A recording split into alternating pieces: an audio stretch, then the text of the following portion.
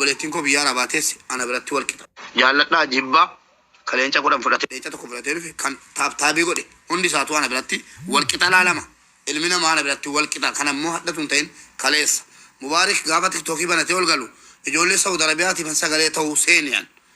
Hin yaadattu yoo ta'e shimala baadheen seenee yaadattu shimala baadhee tokko tokkoon keetiin tiktookii ifteen baatu taanaan fuuldura rabbiitti sol gaafanna ummanni ijoollee Saudi Arabiyaa manidhaa keessatti dhumaa jiru kottaa ba'aa jedhee isin arrabse yaadattu dhaqaa viidiyoo macarrashaa irra jiru tiktookii kana rabbiin gubanne macarrashaa irra jiru dhaqaa laalaa ola xaati kottu bayi waslaatta minaamin jedhee isin arrabsaan ture. An feesbuukii irratti daawwattoota dhabeen nama dhufee ijoollee Saudi Arabiyaatiin hojii sagalee ta'uu dhabeen isin barbaacha dhufee as keessatti hafe akka carraa ta'e egaa uummata tokko tokko giiftii kennamu jammarraan ahaa giftittiin kunis gar tokkoon waa fayyaddi waa oolchiti jedheen amman fayyadameerraa amma ummanni koo itti fayyadametu caala kana walumaan beenna. Kanaaf kanaa jettanii an nama rakkisuu miti an isin jalaa kaansel gochuu nama danda'udha. Deengadas kaansel godheennaan lakki jedhame wallaahi namni akka nageenya afaan kee qabadhu calluma hidhi taphadhu naan jedhame. Kanaaf tapha koo teettanii diqqoo walitti simfatinaa viidiyoo hojjechuun isin barbaachisu awwallaalaa miti. Nan beeka rakkoo Oromoon biyya keessatti jiru hunda quban qabaan isin caalan quba qabaan biyyarraa viidiyoon naa ergamaa jira. Biyyarraa haala nama gaddisiisu keessa jira Oromoon. Oromoon sagalee barbaada. Oromoon diinagdeedhaan bira dhaabachuu barbaada. Maalan godhagaa silaa qabaadhe hunda isaa bakkeedhaa ol galchaa. Kanaafi oleeyyii biyya arabaa maaloo nuun jedhame jettanii warri viidiyoo jettanii taphni beellamaa kayroo warri ijoollee kayroo taphachiif nun jiru maal jedhaa jirtanu kayroo walitti qabdanii an akka Mubaarik Musammaatti biyya faranjiis ijoolleen biyya arabaas obbolaa kooti hundi keessan kabajaanaa qabdu kabajaan isinii qaba. Afaan wal maksuun hin barbaachisu. Isiniin jaalladha na jaallattu wal tuttuquun garuu hin taatu. Isiniin hin jenne jechuuf isin jiraadhu kanaan duras isiniin jedheen beeku. Kana ragaan koo maal warri feesbuukii irra jiru koo isinuma kanaan na arrabsitaniiyyuu deebii isinii kenneen beekuun feesbuukii irratti bilook isin godha malee. Kanaafi piliis ijoolleen tokko tokko dhalluma jettanii waan hin taane hin dubbatina. Ana ijoollee biyya arabaa dhugaa isinitti himu wallaahi lubbuu keessan akkasin naa kentan hin beekaa dhageessanii lubbuu keessan akkasin naa kentan ana nama akka dubartiitti naa boo'uu jira. Saudi Arabiyaa irraa bilbilee sini galee keeti silkiinuma keen argadhe kan jedhu jira. Rabbii koon naa ragaadha argitaniittu isinis immoo yeroon gastiirra nama galchuu eegale guyyaa tokko torbee keessa alhamdulillah manuma keena ol seenee nama jedhe jechuudha. Akka maalitti na laallatu jira kun hojii koorraayi waan soban qabne. Kanaaf ummata koo warri viidiyoo Mubaarik hojjettan riippoortii isinitti goona maal jettanii ijoolleen as faraarreenaa wallahi hin taphatin jettanii na dura dhaabattana wallahi hin taphadhuan kaansel godheen galaan ilaa inaarus dhageessanii. Kanaaf waan hin taane walitti fiddanii warra kayroo jettanii maagaa gaafan kayrii guddaa amma hojjedhu maaliif warra kayroon galateeffatiin maqaa kooti dhageessanii maaliif warra kayroo hin galateeffatiin maqaa kootiin gaafan waa guddaa amma hojjedhu. Kanaaf namni nu arrabsettanii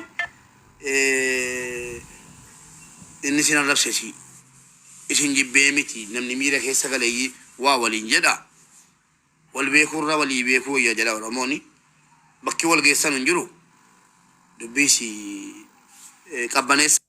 Antumaa kootii taphadhunaan jedhamnaan taphataa jira warri taphadhunaan jedhes nama salphaa nama qallaalii miti okkee qabee yoona ifachisuu dadhabe jalchuudha sini galee. Kanaaf rabbii jedhaa maqaa kootiin viidiyoon hojjetinaan an saalfataa jira. Viidiyoo jettanii taphni beellamaa taphatamu hin jiru maaloodha jettanii mikinaata walitti hin fidina. An jechuun Mubaarikii namni biraa nama biraatti an ilmoo kootiitti gaafatamummaan fudhu waa hawwisuun amaluma keenya taate. Kanaaf ijoollee biyya arabaa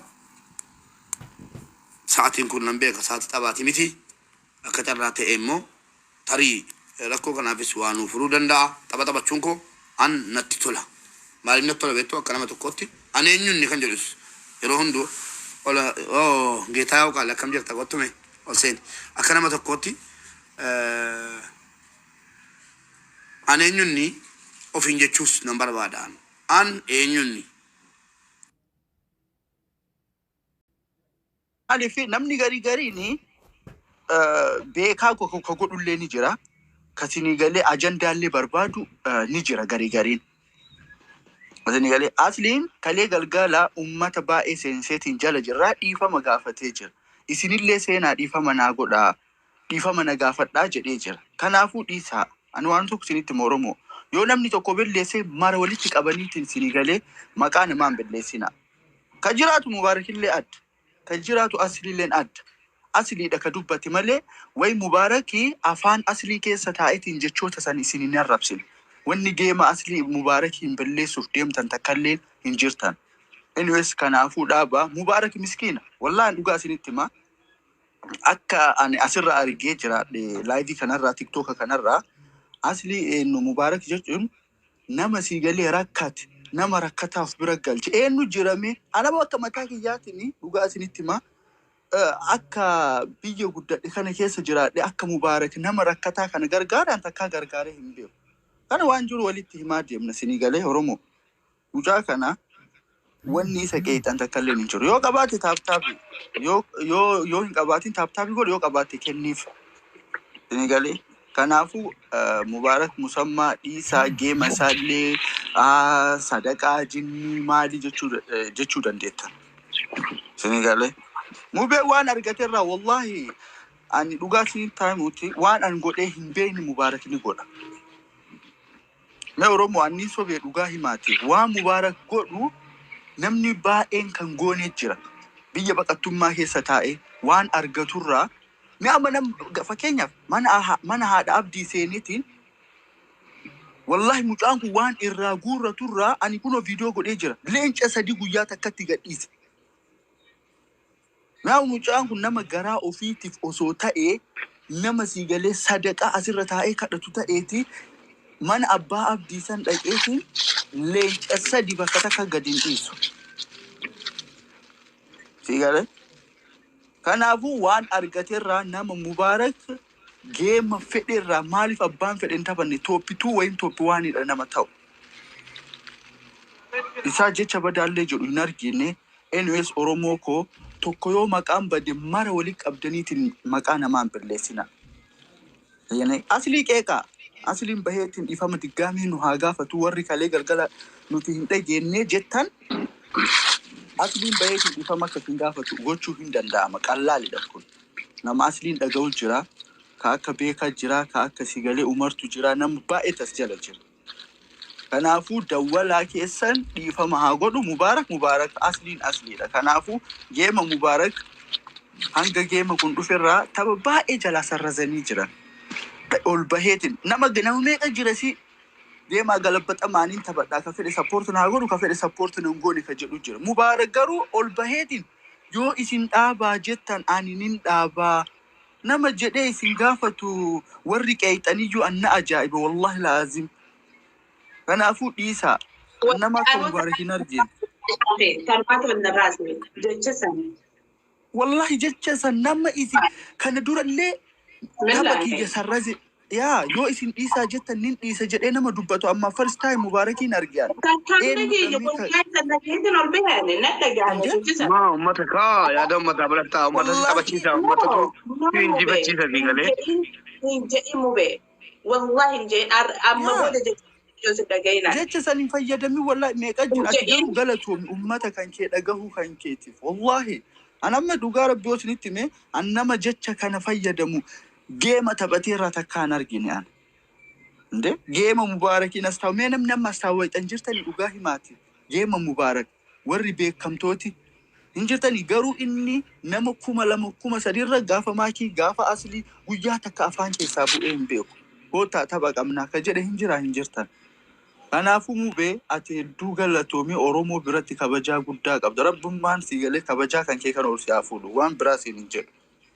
Innis an fixadhee nama biraa galchi galatoomii wallahi. Ulfaadhu galatoomii. Assalamu alaikum warahmatullahi wabarakatuh. Waalaikum salaam warahmatullahi wabarakatuh. Mube maal seeta nama kennatu dikkoo rakkoo inni qabu hin beekamu sii galee. Odoo sin beekne raasamaa dhufee waan hin taane siin jira sii galee. Odoo waan kee keessa hin beekne namni kennaa hin hubatu dubbii deebi'eellee waan hadhaasii jedhe boru yaadatu. Deebi'ee waan biraa haasa'a. Nama fakkeenyaaf yeroo abbaa abdii fudhatte abbaa abdii namni akka nama fayyaa hin qabneeti akka maraatutti ilaalan sii galee. Kalee malee dheengadda mucattii walii odoo taphatu mucattii waan badaa jetteeni yennaan baase ofirraa. Fakkeenya siin jira sii galee baase. Baasee yennaan namni martinuu deebisii jedhaniin. Okay jedhee deebite. Mucattii maal jettiin inni afaan hin galuu fi sakkaree jira. Kanaafuu qixaatii wannaan an godhinii jettiin sii galee isiin. Inni waan san hin gallee. Garuu inni wannaa godhe amaarifa waan hin beekneef inni sakkaree jira. Isiin waan akkanaa dhugaa jirti yoo jettuun inni dammoo farsoo duddaadhaan isiin hin beektu san. Innillee waan isiin isaan jettu hin beektu. Garuu namni erga inni deebisee shawaarii seensisee booda namni deebise jedhu marti suniinu viidiyoo irra dalagan. Mee cadhiituma hin dubbatiin cadhii nama waan badaa jedhuuf nama waan mishaa jedhu nama viidiyoo dalagu cadhiituma laalme. Argitee namni keenya agasmara wallaalee jira jecha gizee si aarsaa jecha. Fakkeenyaaf gizee mana namaa seentuu namni waan gaarii yoo dubbate teettee caqasaa jecha. Fakkeenyaaf nu si jala yoo teennee ati shamara fiddee akkana dabbaa laalaa lakkii ilaallu no yoo siin jedhan maa jijjiirtu. Sigalee waan nama silaalu daawwattu waan kabajjuuf waan jaalattuuf malee waan biraatiif miti jecha sigalee. Namni keenya dammoo san hin beeku jecha. Namni keenya waan xiqqoo si xureessuun soqaa jecha. Yoo hadha waan gaarii daladdee namni dogongora boru waan badaa dalaguu dandeetta jecha. Waan gaarii daladdee san dhiisanii waan badaa sanii maqaati balleessuuf deemanii jecha. Namni keenya irra guddaa inaaf faallee qabaa. Irra guddaa atiinki Oromoo ta'ullee nama shakkisiisa namni keenya. Oromoon yookaan safuu qabaa, jinnii qabaa, maal jedhan safuu qabaa jedhaa safuu hin taane namarra dalaganii jecha sigalee. Ati kanaa maraafu gurra kee cufadhu. Uma garaa waan baay'ee siin jedhanii jiran sigalee gizee nama gargaartu, gizee maalii jettu. Ati hoo nama amantuu argitee ani hiriyootan qabaa, hiriyoota kiyya bilbilee akkana godhaa hin jedhaanii jetta sigalee. San maaf akkas jetta waan jarra amantuufi jecha sigalee. Yaa dammoo namni keenya waan tokko beekuu qabna. Asitti namni keenya amantii maalii jedhaami. Namni kamiyyuu amantiin hin kabaju jechuun namni kabajullee jira, namni itti fayyadamullee jira, namni itti hin fayyadamne jira jecha sigalee. Namni garii gara amantii kanaa dhaatee waan namaan jedhaa jecha waan hin taane sigalee. Garuu ka waliin nu qabe silaa nu amantiin illee oromummaan illee waliin nu qabdi jecha. Namni amantiiyyuu dhiisee oromummaa jedhaa waan hin taane namaan jedhan sigalee. Kunni akkasii sun hin jiru jecha. Nama akkasii san ofirraallee onnaa godhuu qaban. Jalaallee jal'isuu qaban ofirraa biloog godhuu qaban jecha. Kanaafuu mubee nagaan jiraadhu. Ulfaadhu. Is okay. Rakkoon hin jiru mubee. Hin sodaatin. Assalamu alaikum warahmatullahi wabarakatuh. Waan fedhan jedhan waan fedhan hin sodaatin. Ayyee nagaan. Ayyee Mubarak carraanu kan nuuf hedduu galatoomi. Mana khayyarra ati abbaa miskiina ati galatoome buleessa keenya hedduu wani nan jechuu barbaade. Gabaabumatti ati nama walakkaa tokko yookaan umrii tee guutuu nuuf warra keenyarra faamilii teenyarra nu dhiyaatee nu wajjin gartee akka malee nu wajjin mataan kee wareeramee nu wajjin silaa lubbuu keenya siiqaninee nuti xiqqaata. Nuti warri biyya Arabaattis nama tokko yaada kana namni walirra sammuun ichi labbaa fudhattii as fudhata malee yaada nama biraa walumaan walitti qaba malee kanaaf wanni jechuu barbaade gabaabumatti Mubaaraki silaa lubbuun qaalii tana kanninee fi ati waan sitti nutti qaataa jechuudha jecha keessi ibsuudhaaf nutti ulfaata. Ani mucaa dhiyoo tana milikataan sii godha akkana beektuu fi makiinaa takka Mubaarak biyya Arabaatiin jira akkanaa kannuun barbaada jee makiinaa guyyaa maayikiin qabdu ati bikka tiyya buutee narraa kannite ani mucaa ijoolleen Bangaalii fakkaata jettee minaan jettee haasoftu sanii. Ati hedduu nama si jaalannuudha nama gartee lubbuu teenya si wareenudha maaliifi ergama Rabbi alayhi salatu wasalaam man ufrata liaqi fa huwa qaajan namni boolla tokko obboleessi yookaan obboleettii qotee boolla san efumaaf itti cabaajan namni nama gartee ati nuti gartee namni asuma keessa tokko jiraate akka namaatti jechuudha yoonii fi nutuffatee nuqee qullee ni jirta ati hedduu nuuf dubbattee sagalee nu taate jirta nuti kanaaf lubbuu keenya sirraa achiin kaannu nuti wanni si galatoomi obboleessa koo wallahi waan si buusin beeku keetti fakkaata deebii. Aye, Abdul Rashid. Assalamu alaikum wa rahmatullahi wa barakatuh. Wa alaikum assalam wa rahmatullahi wa barakatuh. akkam nagaa jirta mubee fayyaadha Oromoo akkam nagaa jirtu. Nagaa fayyaa alhamdulillah. Waan ati haasawaa jirtullee waan uummanni haasawullee guutuu dhaggeeffataan turre haa ta'uuti dubbachuu caalaa dhaggeeffachuu wayyaa fi yeroo hedduu ni callisna. Sadiifuu ani akka nama tokkootitti baay'ee wanna dhimma akkanaa kanneen ajandaallee akka ta'ullee hin barbaannellee maaliif jennaan amma ijoolleen biyya arabaallee gatti nama hedduu hin seenu garuu hin dhageeffadha. Dhimma arrabaa waan adda addaa kanneen haasa'anii dhimma adda addaa fuudhanii ajandaa walirratti uumuulleen faayidaa hin qabu. Dhimmi namni tokko dubbate ammoo nama tokko bakka hin bu'u. Dhimmi kan kee ana bakka hin bu'u. Dhimmi kiyyasi bakka hin bu'u. Ati eenyuyyuu taanaan namni kumiyyuu kan itti gaafatamu yookaan kan kee qabu hojii isaatiin ta'uu qaba. Hojii isaatiin ala hojii namni tokko dalagee maqaa nama tokko immoo kaasuun faayidaa hin qabu.